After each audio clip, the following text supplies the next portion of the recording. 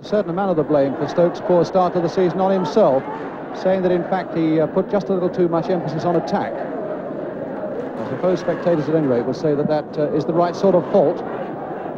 A minor fault there by Mike England, and the header really doesn't get it away. It's only as far as Conroy. And now Hurst with a shooting chance, and a fumble there by Pat Jennings, and a gather up just as Terry Conroy came in, and Hurst shot, lacking, if anything, his usual power, and that really was a chance opened up for Hurst. Mike Pejic into the England squad, straight to Perryman. Pratt, oh, nicely turned, swerving there for Alan Gilzean, turned inside for Gilzean. Chivers trying to use his weight, and in fact it's his delicate touch that gets it now back to Pratt again, and a miscue that time by Pratt. Spurs. Just thinking, Ralph, with Banksy in goal, did you have any kind of ploy to any weaknesses that you could exploit? Not really. I think there's not really any position in the goal that he couldn't cover. It was a mountain to climb to get past him, and because he was such a good goalkeeper, such an awareness, it'd have to be a good goal to beat him. Yeah. He never dived unless he had to dive, Gordon Banks, and his positional play and his handling, it was just his judgment of his area, the 18-yard area, was absolutely sensational. I think you said you never... like any good goalkeeper, we were always told, if you look up before you shoot, you will not score against them. They used to tell me that about Bert Trautmann, and they used to say that about Gordon Banks. If you give him an inkling of where you're going to put it, he'll read your mind and he'll see where you're going and he'll stop it. So just see the goals generally and then hit it in that direction. And if you don't know where it's going, how can he? That was the philosophy. The man behind in your goal was really a considerable character too, wasn't he? Pat Jennings. I mean, what a goalkeeper he was. Oh, terrific. I'd put them hand in hand with each other. Two great keepers. I mean, some of the saves which people didn't see that Pat did in actual training was unbelievable. Keep your eye out to John Pratt here, lads. Coach running well for it as well. And Stoke in a little bit of trouble there, Gilzean, and then nodded back by Pejic as far as Banks, and it doesn't get to him. And the header and a goal by John Pratt. What about Banks' performance on that occasion then, Ralph? Yes, it was terrific. Yeah. No, I mean Banks' reaction to that. Reactions. Yeah, he's a bit lacking there. I think he was waiting for the centre-half, actually. I think he was waiting for a shout. That's right. He came and stayed. Yes, he did, didn't he? I think that's what he booed there. He hesitated of the defender. I think actually I would let him off there because the defender was nearer to the ball than him, and I think he was waiting for the defender to hook it out, and at the end of the day he didn't. So I'd have to defend him a little bit there. I think the defender was more to blame than he was. Ralph Coates running into trouble, and Greenoff. Now Mahoney. Jack Marsh trying to set Greenoff on his way, and Perryman turning it back to Pat Jennings.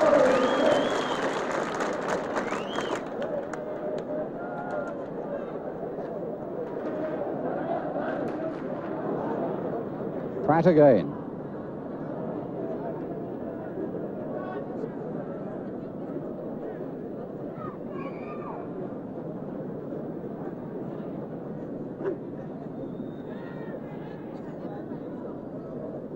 Greenoff for Stoke. Ritchie. Peters getting in first. Knowles. A slip, and Hurst was there to pounce on it. Mahoney. He's still got Hurst over on his right. Mahoney still going on with Ritchie inside. A good block challenge, though, by Mike England. Knowles really, Coates really running into trouble. Maybe a little fortunate to get a free kick there, but Coates now with it.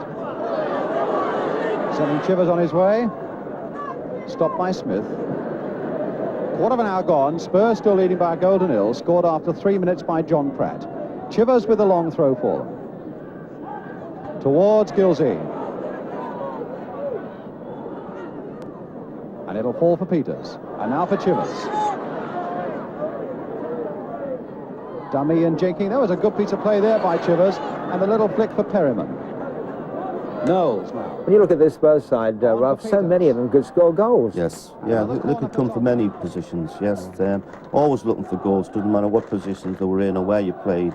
You know, they used to go forward and somebody used to cover for them till they got back. Did that philosophy stem from Billy Nick? Yes, yeah, very much so. I think on the training ground, I think 85–90% of our time was attacking minded on the pitch, yes. Yeah, you must have. There have been many games against Spurs, Bobby. Yeah, lots of them against them, and it was tough. It was tough. They would come at it from different directions, but particularly in the air. They had so many big players who were good in the air. Well, there was Alan Gazil, there was Chivers, and there was Martin Peters. Not only good in the air, absolutely sensational in the air. So to get away 90 minutes without actually conceding anything in that area was a problem. Yeah, we did the problems we never really solved. Are we seeing Alan Gilzean moving towards the end of his career at this point, Ralph? Yes, he's still playing quite well at the time, but what little pace he had was gone, and we relied on them. As Bobby was saying, we were good in the air, and as a winger, if there was you were up against the fullback and he had cover on him, all you had to do was put it in the penalty box and you were in with a 50-50 chance with Chivers and Gilzean. You're always in there with a chance in the air. Forgot about Mike England too. Yes, of course. You know, for free kicks, dead balls. Yeah. There he is. There's the man himself. Yeah. Long kick by England towards Alan Gilzean, who gets up so well. Chivers a fraction over. A wonderful example, though, of how suddenly a goal chance can emerge from nothing. A free kick inside their own half, nodded on superbly by Gilzean, and very nearly finished off by Martin Chivers. The header by Hurst to John Ritchie. And he's gone past Mike England. Still with Ritchie. Oh, and he got past Jennings as well. But then over the byline and a goal kick when it began to look very dangerous indeed. If he could have floated that across a fraction earlier. Hurst was waiting.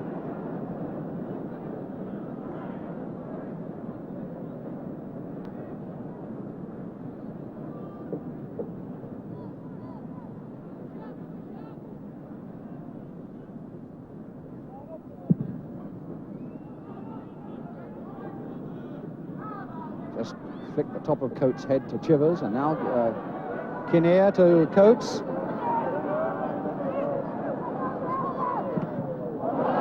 And a corner to Tottenham. Pratt's going across to take it. He's looked such an impressive player, John Pratt, today, with so much energy and industry.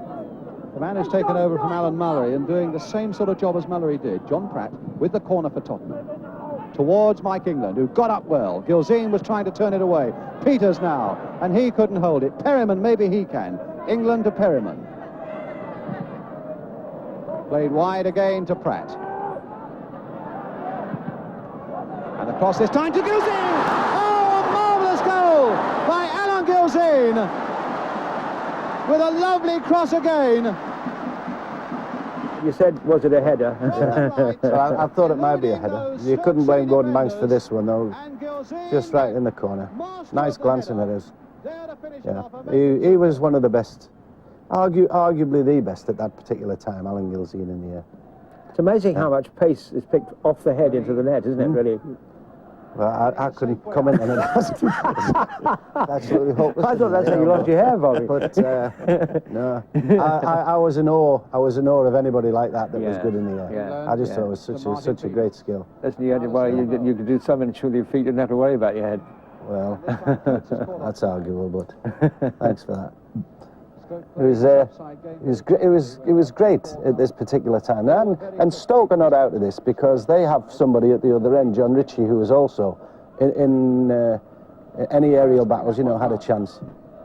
He almost got it back, but again Philip Beale is marking Hurst so very closely. They're very good friends, in fact, and we were with them just before the game when Jeff Hurst said, "I suppose you're marking me, Phil," and he said, "Too true." And certainly Beale is making a very good job of marking Jeff Hurst this afternoon.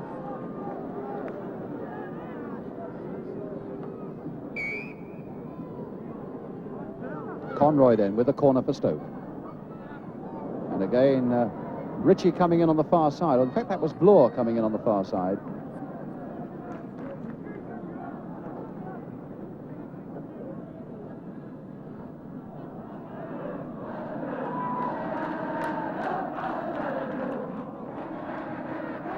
Oh, pass back there by Peters. Straight to Ritchie, will it go? Yes, it has. And so John Ritchie has pulled one back for Stoke, given to him by Martin Peters. And well, I tell you, he's a predator, John Ritchie, isn't he, Ralph? Yes, very much so. A typical John Ritchie goal. You've got to have eyes in the back of your head because he's always there. You've got to be very, very careful with him. And you don't get a second chance. Right. Disappointed Martin Peters, though. Yes, very unusual. Very Put the ball back into the box. Yes, I know, it's amazing, isn't it? Yeah. Yeah, he said flipping heck, actually. He was really disappointed with himself. Yeah.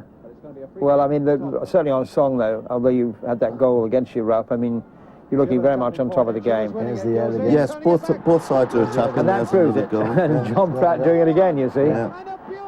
He took over from Mallory and he was scoring goals. Yes, too. I suppose he was. had that similarity to Mullers. It's a similar type of attitude to the game to Mullers. Very keen, very enthusiastic, and tigers, and likes scoring goals. And put Spurs into a 3-1 lead.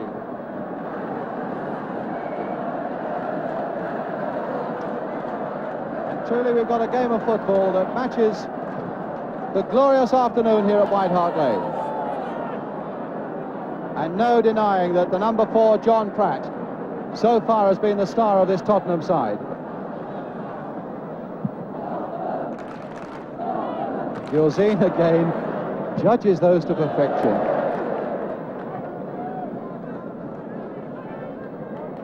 I don't think he's missed a header this afternoon. The king of White Hart Lane.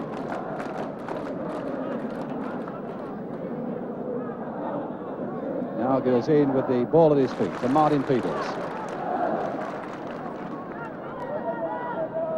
Back heel to John Pratt, turning again, and Gilzine couldn't get to that one, but Knowles can. Letting one fly, and a good save by Banks.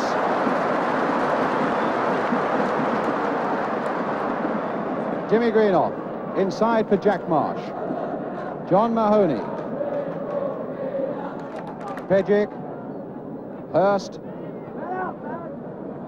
Mahoney again, inside, nicely there for Hurst. Will he rattle one off now? He's on that left foot, but he's wide as well. But in fact, the engineer, quite a good position there. Just look at the sweat dripping off these players. Hurst there particularly. His hair really matted there as this brilliant sunshine pours down on them.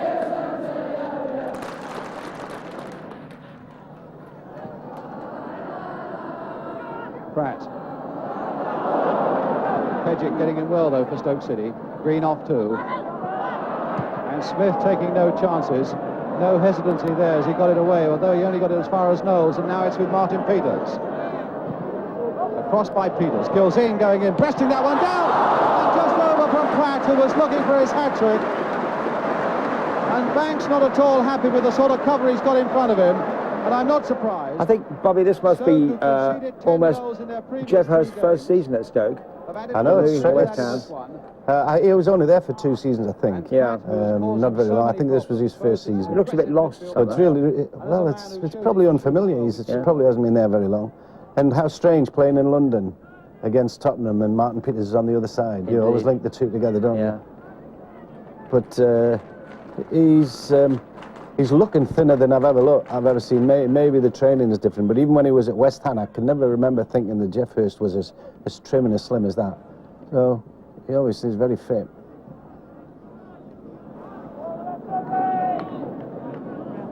Throw to Stoke City.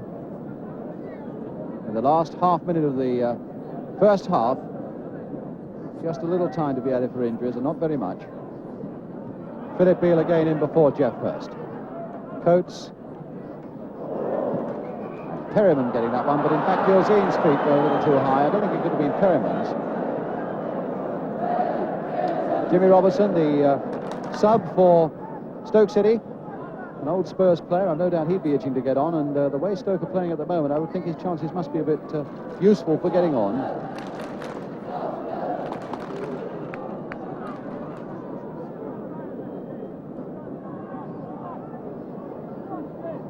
Peters with the throw for Tottenham. Gilzine. Mahoney Oh, and he's let Ritchie away now. Will those long legs take him clear? No, they won't, because the long legs of Mike England got there first. And a good pass there for Gilzean. Swept wide there for Coates. Kinnear's coming up as well. Perryman diving in quickly again. Peters, a little knot of players there. And Banks behind all of them.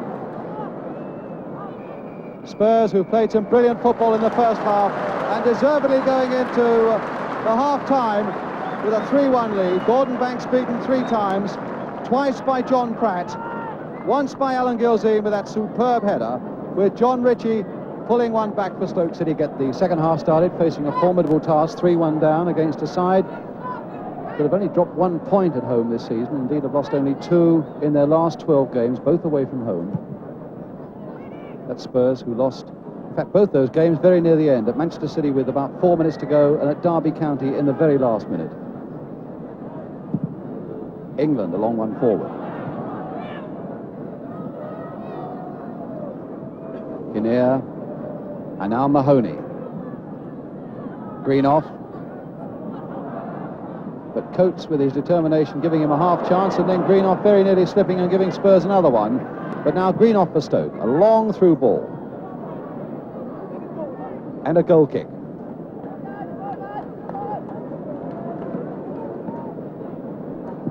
So Pat Jennings, having had 45 minutes of shielding his eyes to the sun, now at least has that behind him, as he takes this goal kick for Tottenham.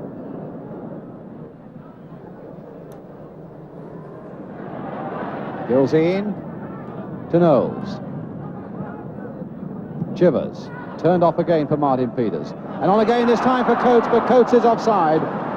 The linesman had his flag up. Coates fractionally offside.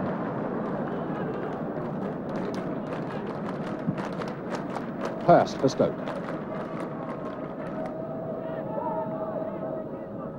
Ritchie. Greenoff.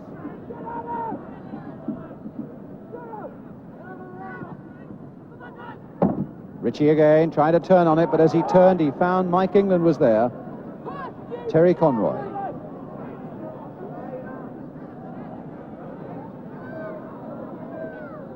And a corner to Stoke.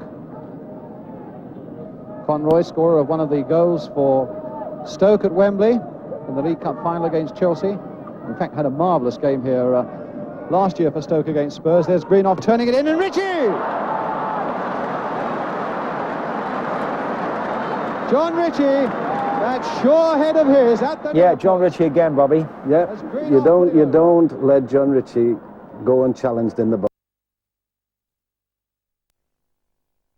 He was lethal in the air. Yeah.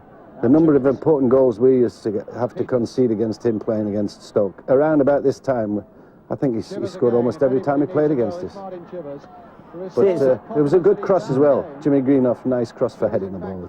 At one point, you think you're coasting, you 3-1, and then suddenly 3-2, and it's a different story, Yeah, it isn't doesn't take a lot. It only takes 1 goal to get back into it. I think Mike England would have been disappointed there, because he, as Bobby was saying, he gave Ritchie 2 or 3 yards. He'd be a bit disappointed with himself for that goal.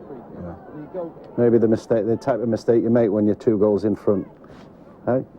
Absolutely right. Just a little complacency.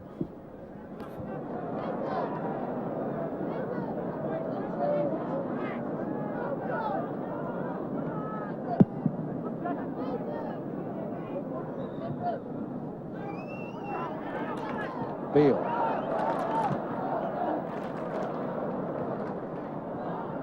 There's something that looked like handball by Mahoney. As Stoke City's substitute, Jimmy Robertson, begins to prepare to come on, jogging on the far side of the field. Spurs get the free kick. There's Jimmy Robertson, former Spurs player, who'd love to come on, I'm sure.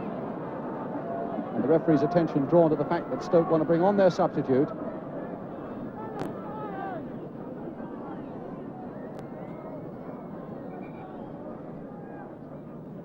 And the referee deciding that the free kick got to be taken first, and then changing his mind and deciding that Robertson may want to come on. And Spurs a little annoyed, because it may be they were trying something that they wanted to surprise Stoke with, and they were stopped halfway through doing it. But Robertson is coming on. And it's Terry Conroy who's going on. Which was the other way about in midweek at Ipswich in the League Cup, and it was Conroy who came on for Jimmy Robertson.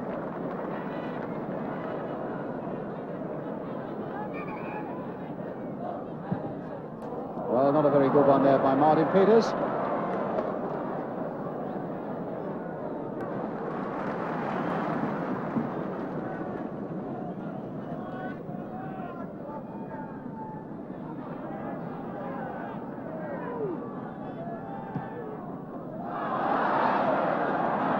Was a long time coming for that, and he looked for a moment as though Chivers might get there before him, but now he's found Greenough.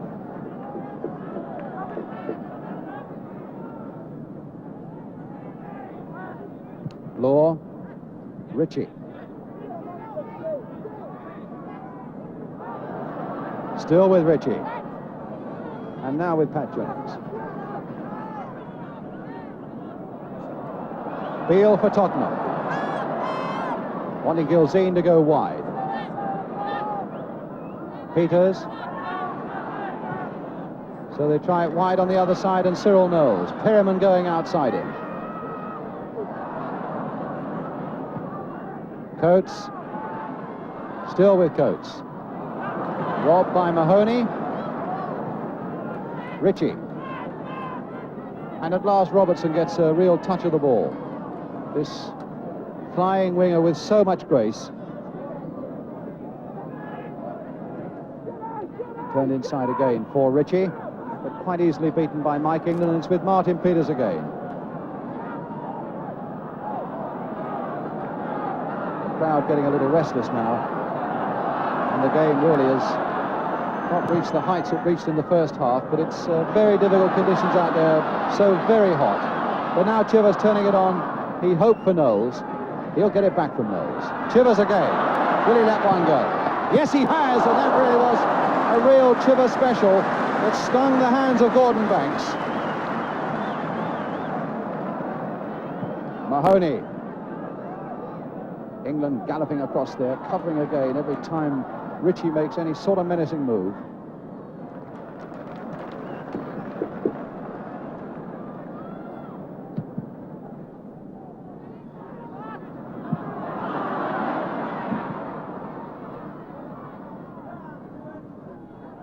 Tottenham's throw. Chivers handily placed there to hurl his long one. Gilzine also placed by the near post. Banks not really getting it with his fist. Bit of pushing and shoving there in the Stoke penalty area, and Knowles now to Ralph Coates, turning it across and turned in. Finally put there, presumably by Martin Peters. Coates turned it on superbly. From this angle, impossible to say whether Martin Peters did the finish. I think you were robbed of a goal there, Ralph. Yes, I'm surprised he give an OG there, because I would have claimed that. I'm very surprised to let them press get away with that. Yeah, Dennis Smith got the credit for it, if you can use the word credit. Aye. Poor old Dennis. He was unlucky there, actually. It just bounced. He was going to clear it. He just got a bad bounce, I think. And now Greenough. Ritchie. Stopped nicely by Mike England. Coates.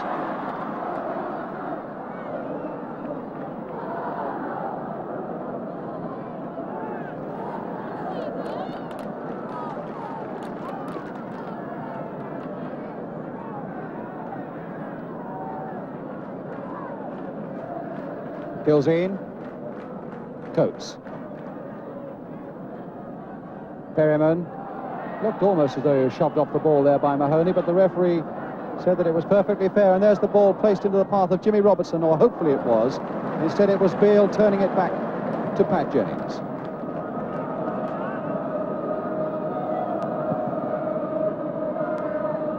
Oh, those delicate little touch-ons by Alan Gilzine and Martin Peters. And Gilzine between them as two Stoke City players knock into each other. Gordon Banks always sure what he was going to do. Skeels leaving it for Robertson. You know, Bobby, you see a lot of man-to-man clashes, but you never see people hugging shirts. No. I mean, it's coming into our game so much more now. Well, it's something that's always been good about our game, which we've never accepted overseas. You know, that if someone runs past you, you grab hold of shirts. You're seeing this, and hardly anybody ever does it. But these days, it is creeping into our game, isn't it? It's very disturbing, I think, Ralph. Yes, it is. It's a side of football. It's a negative approach I don't to like the to game, see isn't it. It's very, very negative, yeah. The thing is, we're seeing all these foreign matches, and you see some of them actually. And another thing that's creeping into our game is that when somebody goes into the penalty area, if there's a chance of diving and getting a penalty, even though you haven't really deserved it, people are starting to do. They do it overseas, and we're starting to do it a little bit here. It's something I hope doesn't. We shouldn't encourage. Well, we often talked about Franny Lee, haven't we? Oh yes.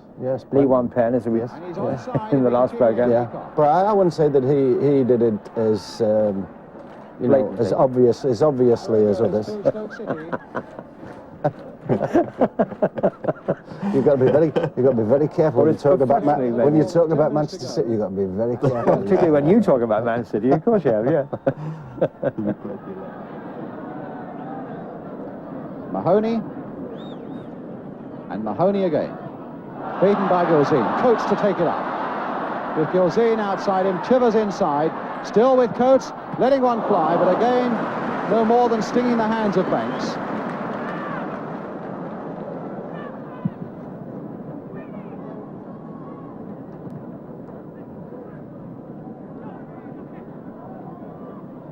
It's Mahoney for Stoke. Green off. And Bloor getting right in there. Yes!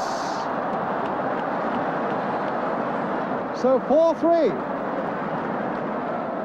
So 7 minutes to go then, Ralph, and that's a very useful score for Stoke City, isn't it, Alan Bloor? Yes, he just sneaked in there and managed to poke it past Pat. Once again, you only need to give players 2 or 3 yards and they'll punish you for it. Yeah. Hence that goal there. Now you're on the back foot for 7 minutes, aren't you? Well, yes, it's a case of surviving now, really, you know, for the 7 minutes to go. It's amazing, though, when you're 2 down, they could afford to take this chance and send a central defender upfield.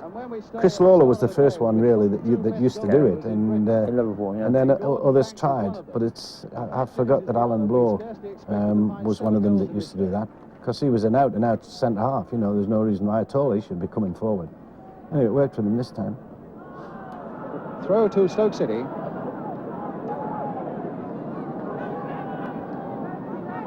And Bloor, having scored 1, hopefully goes in again, but that time denied any sort of shot at goal that was effective by Steve Perriman.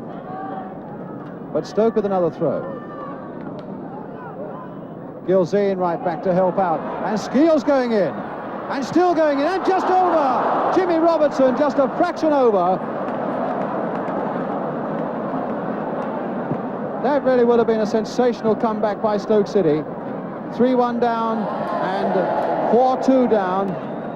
Within a couple of inches or so of making it 4-4.